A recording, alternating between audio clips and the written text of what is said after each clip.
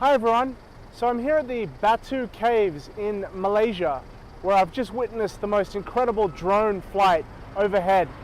The growth of the commercial drone industry has been unbelievable in the last half a dozen years.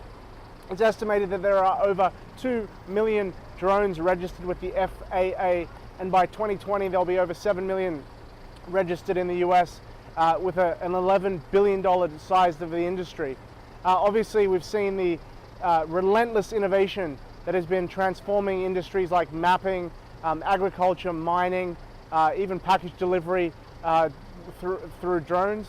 And it's incredible how it's democratized access to industries, reduced the cost to serve, and delivered an unbelievable customer experience. We'll show you a short video of what I saw, and that's another episode of Be the Change in 60 Seconds. Where will I see you next week?